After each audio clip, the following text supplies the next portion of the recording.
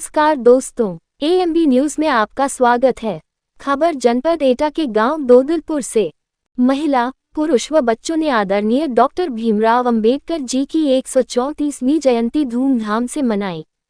गांव दोदलपुर, पोस्ट चपराई, थाना सकी, जिला एटा में बाबा साहब डॉक्टर भीमराव अंबेडकर जी की 134वीं जयंती धूमधाम व हर्षोल्लास के साथ मनाई। मुख्य अतिथि थाना रिजोर, जिला एटा एसओजेपी अशोक रहे। जिला पंचायत संभावित प्रत्याशी विकास यादव मौजूद रहे, जिन्होंने बाबा साहब के बारे में सभी अंबेडकर अनुयायियों को बाबा साहब के बारे में जानकारी दी। गांव वालों ने मुख्य अतिथियों की बातों को ध्यान से सुना, जिसमें ग्रामवासी भारी संख्या में नजर आए। मुख्य अतिथियों ने बाबा साहब के चित्र पर माल्यार्पण व सभी गांव वासियों के साथ पुष्प वर्षा की और गांव वालों ने मिष्ठान वितरण किया। देखिए एटा से कैमरा में नितिन कुमार के साथ में प्रवीण कुमार, जिला संवाददाता की खास रिपोर्ट। हमको राजशाही में अपना योगदान देने का अधिकार नहीं था, ये बाबा साहब ने दिया। हमको शिक्षा लौटाई बाबा साहब ने कि मेरे लोगों को शिक्षा दो। वो शिक्षित नहीं है, स्कूल नहीं जाते, उनको काम दो, नौकरी दो उनके लिए, जिससे उनके पास पैसा आएगा, वो विकासशील होंगे, अपना विकास करेंगे। आप गौरवान्वित महसूस कर सकते हैं, इस दुनिया के महान लोगों में से एक है आप इतिहास उठाइए। आपने किसी की चोरी नहीं की, किसी की लड़की नहीं छेड़ी, किसी पे डाका नहीं डाला, आप विदेश नहीं भागे, आपने देश को नहीं बेचा। ऐसे महान लोग हैं आप, ऐसे महान लोग हैं आपके आदर्श बाबा साहब आने वाले, जिन्होंने हमको, हमारी पीढ़ी ने हमको दिया। मैं गौरवान्वित होता हूं, मेरा खून दौड़ने लगता है जब मैं उनको याद करता हूं। मैं कहता हूं मेरे महापुरुषों ने, मेरे पूर्वजों ने कोई गलत काम नहीं किया, उनकी संतान हूं मैं। आप मेरे भाई बहन, मैं भी ये आशा करूंगा, किसी के विरोध में मत जाइए, विरोध से कुछ नहीं मिलेगा। बाबा साहब ने हमको विरोध नहीं दिया है, संवैधानिक ताकतों के अनुसार मूल्यों पर चल करके अपना जीवन बनाएंगे। किसी का विरोध मत करिए, हमारे लिए सब बराबर है, सब अच्छे लोग हैं। उन्होंने ही हमें संविधान दिया है।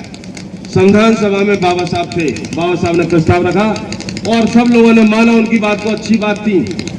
एक व्यक्ति की वजह से नहीं हो सकता वो, हम सबको अगर आज सपोज करो हम देश में विरोध करने लगे, किसी का नौकरियां खत्म करते हो, क्या करेंगे आप? कानून बन जाएंगे। इसीलिए आप सबको साथ लेकर चलिए, आप किसी का विरोध मत करिए। ये मैं आपको संदेश देना चाहता हूँ, कोई आपको बहकाए मत करिए, किसी का जाति का विरोध मत करिए, किसी के धर्म का विरोध। सबके विश्वास, सबकी पूजा स्थापना सबके अलग अलग है, सबके अपने अपने विचार हैं। लेकिन बाबा साहब ने क्या कहा? कानून की किताब रखी है। जब 26 जनवरी 1950 को कानून लागू हुआ, उसमें एक आर्टिकल 13 है, सारी चीजों को ध्वस्त कर दिया गया, पुराने कानूनों को। 26 जनवरी 1950 को संविधान लागू होने तक सारे कानून, जितने पुराने कानून थे, सब हटा दिए गए। अगर वो कानून पुराने हैं तो संविधान से आगे मिलान करेंगे अपने कानून का, अपनी बातों का। इसीलिए बाबा साहब ने नया भारत निर्माण किया 1950 के बाद। कानून का भारत शासन, कानून का शासन, आपकी वोट का शासन, लोकतंत्र स्थापित किया, ये बाबा साहब ने दिया। कभी कोई पूछे बाबा साहब ने क्या दिया? बाबा साहब ने हमें अपना स्वाभिमान लौटाया है।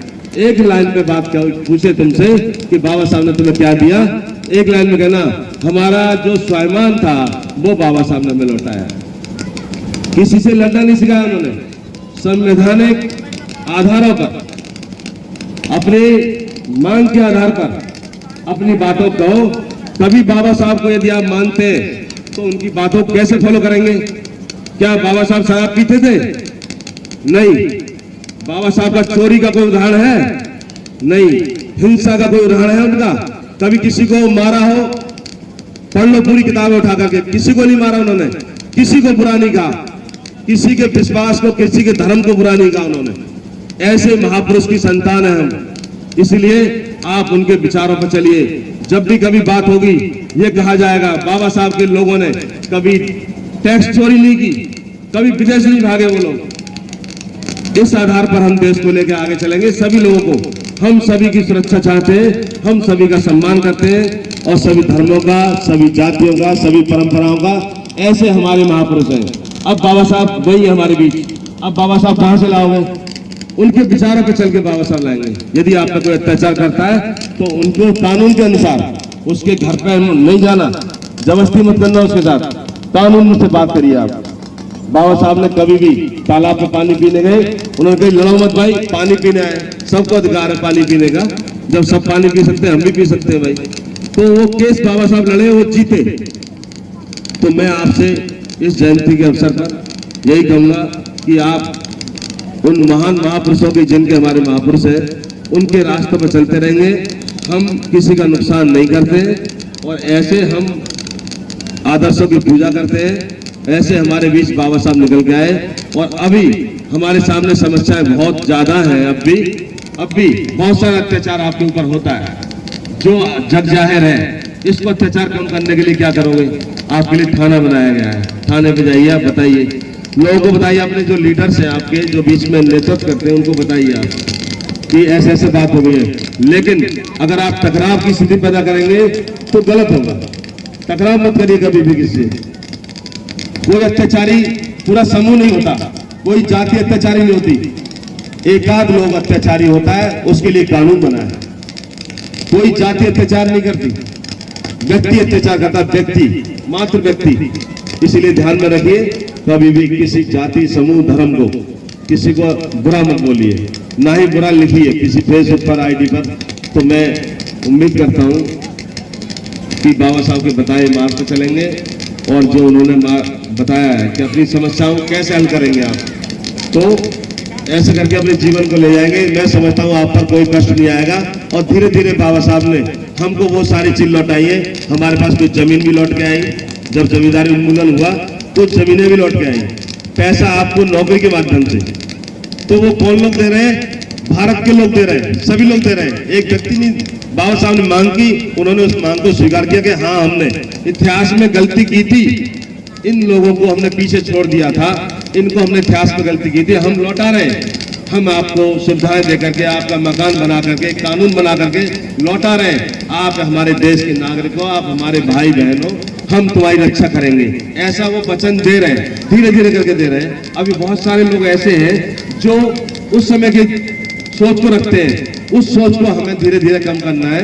एक साथ लोगों की सोच नहीं बदल सकते, तो इसको हम धीरे धीरे काम करेंगे। कोई व्यक्ति है उसके बताइए भाई तुम ये गलत कर रहे हैं, उसको बताइए बाबा साहब है, ये एक व्यक्ति के नहीं है, पूरे संसार के बाबा साहब है, उनको बताइए। तुम पे दोहरा काम है, तुमको खुद भी बाबा साहब को समझना है। दोहरा काम समझते हो? खुद समझना है बाबा साहब को और लोगों को समझाना है कि बाबा साहब ने किसी व्यक्ति विशेष के लिए काम नहीं किया, पूरे देश के लिए काम किया था।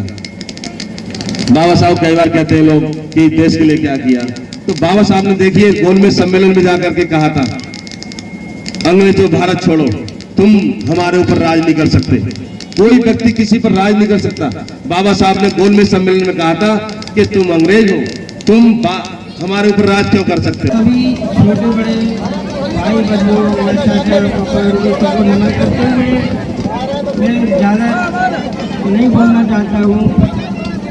जो भैया ने बोला था तो सबने बोला था, वो सब सुन चुके हैं और मैं बस जय जय जय जय भीम वो बता दूँ। इनके बारे में जो मैं आपको बता दूं, इन्होंने जो संविधान लिखा था, इनका एक बहुत ही ज़्यादा जो फेमस नारा है जो उन्होंने बोला था कि शिक्षित रहो, संगठित रहो और संघर्ष करते रहो। तो इन्होंने बहुत ज़्यादा जो बढ़ोतरी दी थी शिक्षा के लिए, लोगों को बोला था कि शिक्षित रहना चाहिए, शिक्षा को ज़्यादा से ज़्यादा हम लोगों को सम्मान करना चाहिए, अपने लिए शिक्षा को उतना ही ज़्यादा ऊंचे स्तर पर मानना चाहिए।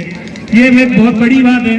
हमारे बाबा साहब का जो एक सिद्धांत था, जो ये बाहर विदेश में पढ़ के आए थे, आप लोगों को पता हो तो, ये जो शिक्षित के इन्होंने शिक्षा को ग्रहण करके हमारे ये जो संविधान लिखा है, पूरा देश आज हमारे बाबा साहब के लिखे हुए संविधान की वजह से चल रहा है। जो इनका जो नारा था एक मत ये वाला जो एक वोट, तो ये जो नारा है और जो इन्होंने हम लोगों को दिया, बहुत कुछ दिया, जो लोग बहुत कुछ मानते थे, जो लोग जो सर ने बताया जैसे कि पानी नहीं पीने दिया, बाल नहीं काटने दिया, तो उन्होंने सबको एक ही अधिकार दिया, सबको अधिकार दिलाया एक चीज का, ये किसी को भी ऊंचा नीचा नहीं समझना चाहिए। आज सिर्फ उनके लिखे हुए संविधान से पूरा देश चल रहा है, उनके ही लिखे हुए संविधान को हम सब वो कर रहे हैं, इस्तेमाल कर रहे हैं, चाहे कितना ही बड़ा आदमी हो, कितना भी छोटा आदमी हो। मत का अधिकार उन्होंने ही हमें दिया था, वोट का अधिकार उन्होंने ही हमें दिया था। शिक्षा को उन्होंने बहुत ज्यादा बढ़ोतरी दी थी। स्कूल कॉलेज जितने भी वो थे, इनमें एक संविधान बना के जो दिया था, तो ये सब हमारे बाबा साहब की ही देन है। इनकी बहुत बड़ी हस्ती है माननीय राव साहब भीमराव अम्बेडकर साहब जी। तो हम लोगों को इनको पूरा पढ़ना चाहिए, ये बहुत बड़ी बात है। हमारे सब युवा साथियों को इनको एक बार इनकी विचारधारा को जानना चाहिए।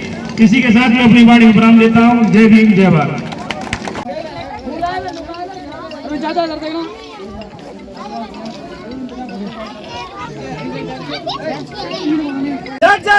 जय भीम, जय भीम।